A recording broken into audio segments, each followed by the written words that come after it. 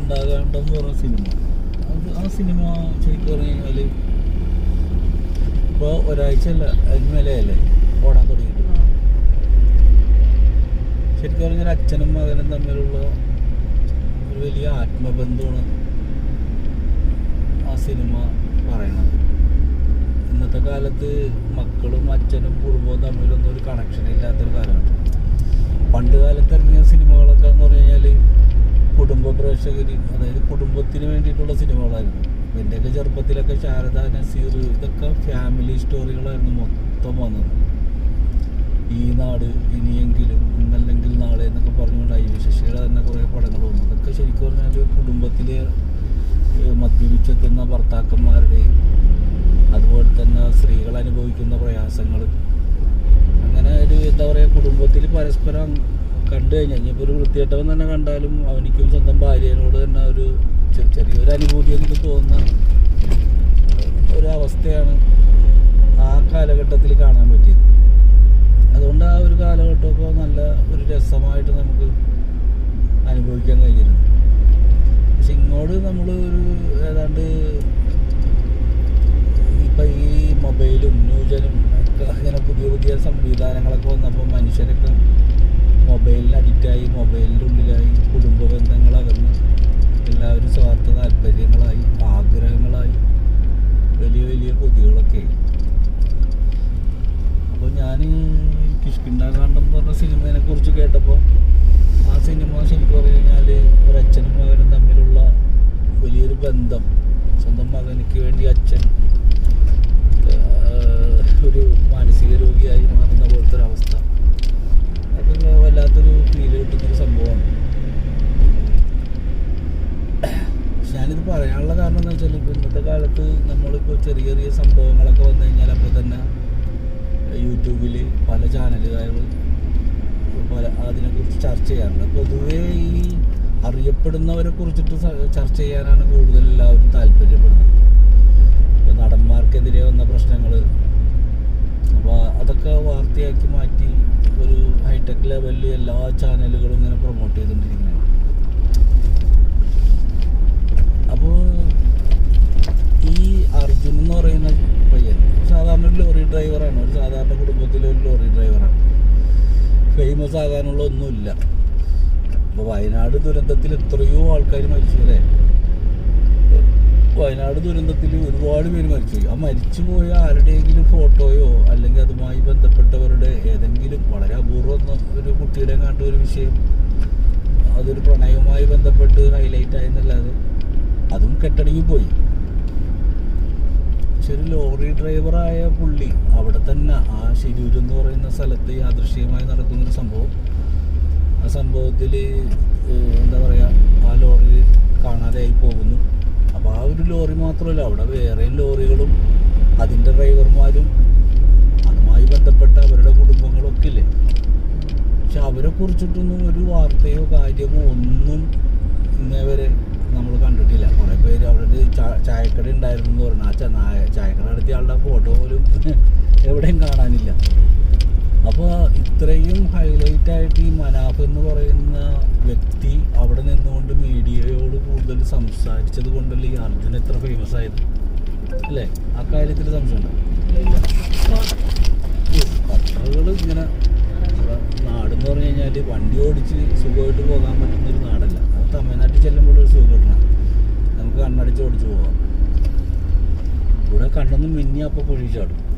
നമ്മുടെ റോഡൊക്കെ അങ്ങനെയാണ് കിടക്കുന്നത്, വളവും തിരിവും ഒക്കെ ആയിട്ട്.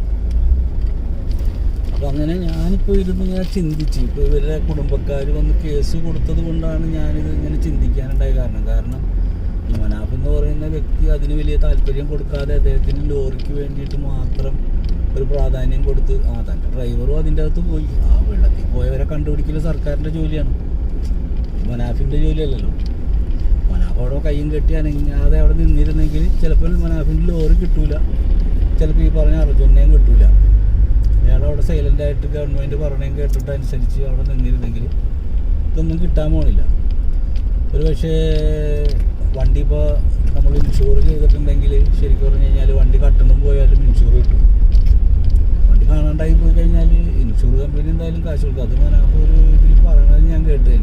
കാശ് ഇപ്പോൾ തീർപ്പാക്കി പൈസ തരാനൊക്കെ അവർ തയ്യാറായതാണെന്നൊക്കെ പറയുന്നൊരു വീഡിയോ കണ്ടിരുന്നു. അപ്പോൾ അതൊന്നും ശ്രദ്ധിക്കാതെ ഈ വണ്ടി മാത്രമല്ല, അർജുൻ എന്ന് പറയുന്ന വ്യക്തിക്ക് വേണ്ടിയിട്ട് നിന്നതായിട്ടാണ് നമ്മുടെ എല്ലാവരുടെയും മനസ്സിൻ്റെ ഉള്ളിൽ മനാഫ് എന്ന് പറഞ്ഞ കഥാപാത്രം കയറിയത്.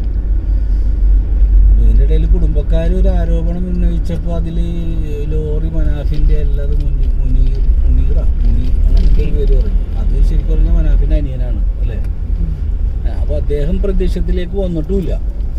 അയാൾ ക്യാമറയുടെ മുമ്പിലേക്ക് വരാൻ തയ്യാറായിട്ടുണ്ട്. ഞാൻ കണ്ടിട്ടില്ല കേട്ടോ.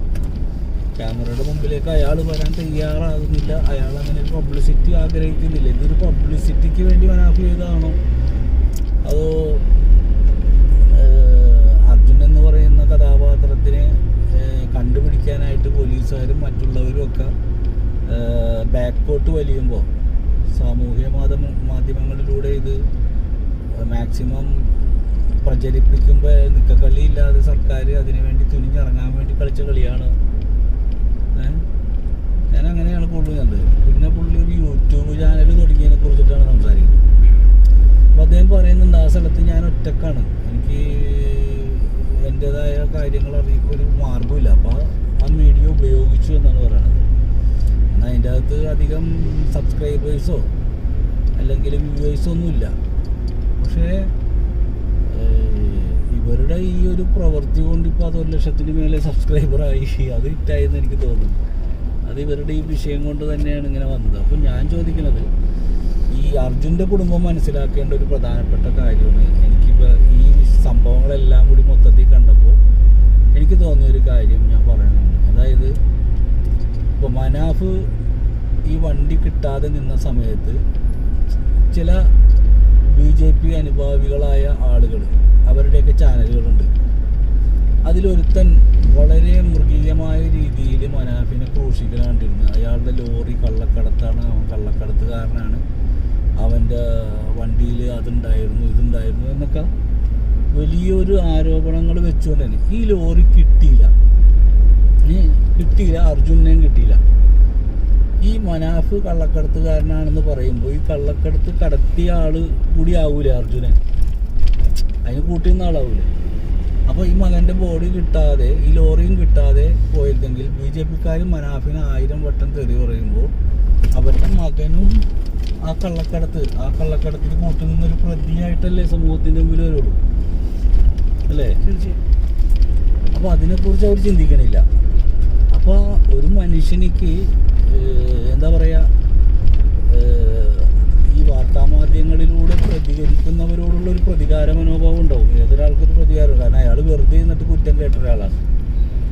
അപ്പോൾ ഞാൻ മനസ്സിലാക്കുന്നത് ഈ മനാഫിൻ്റെ ഈ മീഡിയയിലൂടെയുള്ള ഈ പ്രവർത്തനങ്ങളൊക്കെ കാണുമ്പോൾ അദ്ദേഹം അനുഭവിച്ച മാനസിക സംഘർഷങ്ങൾ, അവിടെ നിന്ന് തല്ലുകൊണ്ടെന്ന് പറയുന്നത് പോലീസുകാരുടെ ഭാഗത്തു നിന്നൊക്കെ, പോലീസുകാരൊക്കെ ഇപ്പോൾ പുള്ളിയുടെ ശത്രുവായിരിക്കുന്നത്. കാരണം എന്താണെന്ന് വെച്ച് കഴിഞ്ഞാൽ മനാഫ് അവർക്ക് നിക്കക്കള്ളി ഒരു വിധത്തിൽ അവർക്കൊരു സ്വസ്ഥത കൊടുത്തിട്ടില്ല. അപ്പോൾ കണ്ടുപിടിക്കാൻ വന്ന നേവിക്കാർക്കും പറ്റിയില്ല. പിന്നെ ഒരു മാൽപ്പ വന്നു, മറ്റവർ വന്നു, മറിച്ചവർ വന്നു. സർക്കാരിന് നിക്കക്കള്ളി ഇല്ലാത്തൊരവസ്ഥയിലാക്കിയതിൻ്റെ അരിശമാണ് അവർ തീർക്കണമെന്നാണ് ഇപ്പോൾ നമുക്ക് ഇതിൽ കൂടി കാണുമ്പോൾ മനസ്സിലാകുന്നത്. യഥാർത്ഥമായ സത്യം നമുക്കറിയില്ല. എങ്കിലും ഇപ്പോൾ നമ്മുടെ ആൾക്കാരൊക്കെ എന്തെങ്കിലും കാണുമ്പോൾ ഊഹം വെച്ചാണല്ലോ തട്ടൊക്കെ.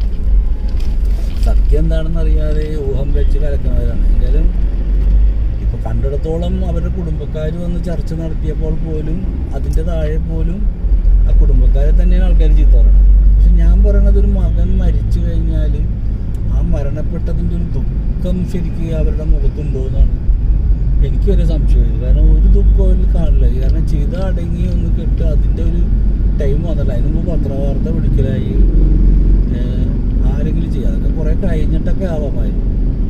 പ്രതികരിക്കാണ്ടെങ്കിൽ ആദ്യം മനാഫിനെ വിളിച്ചു വരുത്തിയിട്ട് മനാഫെ ഇത് ശരിയല്ല, അവർക്ക് തമ്മിലാകാലോ. ഇവർ പറഞ്ഞ ഫോൺ വിളിച്ചെന്താ, ഫോൺ വിളിക്കുന്ന എന്തിനാ, അയാളുടെ വീട് അറിയാൻ പാടില്ല. അപ്പം ഞങ്ങൾ ഏതായാലും ചായക്കടയിൽ എത്തിച്ച് ഒരു ചായ കുടിച്ചിട്ട് തുടങ്ങാം. എന്തായാലും ചായ പറ, നല്ല വിശപ്പുള്ളത്, നേരം വെളുത്തിട്ടൊന്നും കഴിച്ചിട്ടില്ല. ഒരു ചായ കുടിക്കണം. ഇവിടെ നമ്മളുടെ മെട്രോയുടെ അടുത്ത് കുറേ കോഫി ഷോപ്പുകളുണ്ട്, കുറേ കട്ട്ലേറ്റ്, സമൂസ, അങ്ങനെ പല സാധനങ്ങളും വിൽക്കുന്ന ഹോട്ടലാണ്. അതിൽ നല്ല ഒരു കടയാണ് ഇവിടെ അടുത്തുള്ള മെട്രോയുടെ താഴെയുള്ളൊരു കട. അത് ഫിംഗർ നമ്പർ ഇവിടെ നോക്കിയിട്ടൊന്നും കാണില്ല. എത്രയാണ്? 160 FL നമ്പറാണ് കാണുന്നത്. അങ്ങനെ ഒരു നമ്പർ ഇവിടെ നോക്കിയിട്ട് ഇല്ലെന്നൊന്നും കാണില്ല. കാരണം ഇവിടെ ഇതിൻ്റെ നേരെ മുകളിൽ സ്റ്റേഷനാണ്, റെയിൽവേ സ്റ്റേഷൻ, മുട്ടം റെയിൽവേ സ്റ്റേഷനാണ് മെട്രോയുടെ. അപ്പോൾ അതിൻ്റെ താഴെയാണ് നിൽക്കുന്നത്. ഒരു ചായ കുടിക്കാമെന്ന് വിചാരിച്ചു. ഞങ്ങൾ പള്ളിമുക്കിലേക്ക് പോകണേ. അപ്പോൾ ഞങ്ങളുടെ ഒരു സ്റ്റുഡിയോയുടെ ലൈറ്റ് ബോർഡ് ഉണ്ടായിരുന്നു, അപ്പോൾ കംപ്ലൈൻ്റ് ആയി. അപ്പോൾ ഒന്ന് നന്നാക്കാൻ പള്ളിമുക്ക് ഇലക്ട്രോണിക്സ് ഷോപ്പുണ്ട്, അപ്പോൾ അവിടെ കൊണ്ടുപോയി കൊടുക്കണം. അപ്പോൾ നന്നാക്കി വാങ്ങിക്കൊണ്ട് വരണം. അപ്പോൾ യാത്രയിൽ ഒരു സംസാരം, കാരണം ഞാൻ ഈ അർജുൻ്റെ വിഷയം ഇങ്ങനെ വല്ലാതെ കേട്ടപ്പോൾ മാനസികമായിട്ട് വല്ലാത്തൊരു ഡിപ്രഷനിലായി. അപ്പോൾ ചായ കുടിച്ചിട്ട് പറയാം. ശരിക്കും പറഞ്ഞു കഴിഞ്ഞാൽ എന്തിനാണ് ഈ കുടുംബം ഇങ്ങനെ ആരോപണങ്ങൾ പറയണത്? അത് മീഡിയയിൽ വന്ന് പറയേണ്ട കാര്യമൊന്നുമില്ല. ഇപ്പോൾ മനാഫ് അങ്ങനെ ചെയ്തെങ്കിൽ ഈ മനാഫിൻ്റെ വീട്ടിൽ ചെന്ന് ഇവരെല്ലാവരും കൂടി ചെന്നിട്ട് മനാഫിനെ കണ്ടിട്ട്, മനാഫ് ഇങ്ങനെ ചെയ്യുന്നതിലൊക്കെ ഞങ്ങൾക്ക് ബുദ്ധിമുട്ടുണ്ട് കേട്ടോ, താങ്കൾ എന്തിനാണ് ഇങ്ങനെ ചെയ്യുന്നത് എന്നൊക്കെ ചോദിക്കാം. ഇവർ പറഞ്ഞു ഞങ്ങൾ കുറേ ഫോൺ കോൾ ചെയ്ത് കൊടുക്കുന്നില്ല. കാരണം ഈ ലോറി മുതലാളിയല്ലേ, ഈ അർജുനൻ വണ്ടി ഓടിച്ച ലോറിയുടെ ഓണറാണ്. നിങ്ങളുടെ ബൈക്ക് അവിടെ ഇരിപ്പുണ്ടെന്ന് പറയുന്നു. ആ ബൈക്ക് നിങ്ങൾ പോയി എടുത്തിട്ട് വന്നിട്ട് പോലില്ല. അതെന്താ നിങ്ങൾ എടുത്തിട്ട് വരാത്തത്? നിങ്ങൾ പൈസ കൊടുത്ത് നന്നാക്കിയ വണ്ടിയല്ല അത്, മനാഫിൻ്റെ വീട്ടിൽ കയറ്റി വെക്കേണ്ട ആവശ്യമൊന്നുമില്ലല്ലോ. അപ്പോൾ ആ ബൈക്ക് എന്താ നിങ്ങൾ എടുത്തിട്ട് വരാത്തത്? അത് എടുത്തിട്ട് വരണ്ടേ? ഞങ്ങൾ നന്നാക്കിയ വണ്ടിയാണ്, അത് ഞങ്ങൾ കൊണ്ടുപോകണമെന്നും പറഞ്ഞ് എടുത്തിട്ട് വരണ്ടേ? നിങ്ങൾ അതിനും പോയിട്ടില്ല.